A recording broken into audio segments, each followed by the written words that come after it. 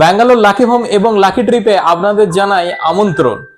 আমরা পেয়ে গেছি বাঁকুড়া থেকে ভাস্কর দাকে এবং আরেক দাদাকে পেয়ে গেছি বর্ধমান দুর্গাপুর থেকে।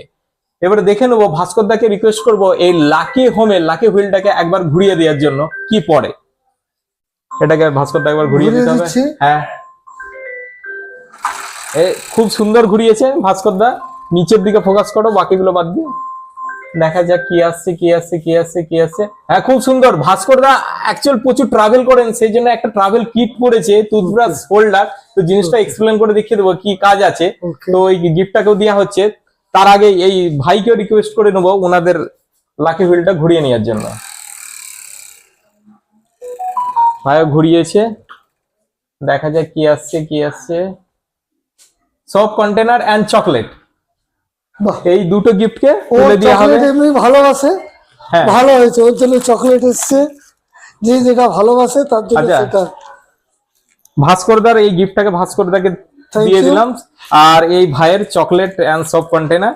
আর ভাস্করদা এটা হচ্ছে আপনার ওই মানে মাজন টাজন সমস্ত কিছু ভরে নিয়ে এটা করে নিয়ে প্রেসার পেলেও আর কোনো ড্যামেজ হবে না, না ব্রাশের মুখ টুকরে যাবে না। ঠিক আছে, এবারে ভাস্করদার কাছ থেকে জেনে নিতে চাইবো যে লাকি হোমে কত বছর ধরে আসছে না আসছে এইসব বিষয়ে যদি একটু কিছু বলেন আমাদের দর্শকদের উদ্দেশ্যে।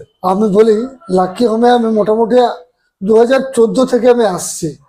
আমি তখন প্রথম তখন ব্যাঙ্গালোর আছে, প্রথমে একাধবার এদিক সেদিক থেকেছিলাম। পরবর্তীকালে বাপনের সঙ্গে পরিচয় হয় এবং তখন থেকে আমি লাকি হোমে আসছি। তো এখানে সব রকম ফ্যাসিলিটি যেটা নর্মাল যেটা পাওয়ার উচিত সেটা সব রকমই পাই আর কি। তো এখানে ছেড়ে আমি আর কোনো লজে থাকি না। আমাকে যদি নিভাংস যেতে হয় তো আমি এখান থেকেই যাই, নারায়ণে যদি যেতে হয় সেটাও আমি এখান থেকেই যাই। মানে ব্যাঙ্গালোর লাকি হোম, আচ্ছা, এটা আমার পার্মানেন্ট। তাতে রাত্রেবেলায় যদি আমি কখনো একটাতেও আসি, আমার জন্য রুম খোলা থাকে। রুম খোলা থেকে জল সমস্ত জিনিস রেডি থাকে আর কি।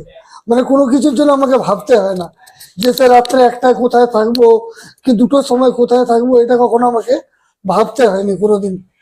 এটা একটা পেয়েছি এবং সেই জন্য লাকি হোমকে অসংখ্য ধন্যবাদ যে আমাদের, এবং শুধু আমি কেন, আমার সঙ্গে যারা মানে অনেককেই অলরেডি আমি প্রেফার করেছি এখানে আসার জন্য, অলরেডি আসেনও।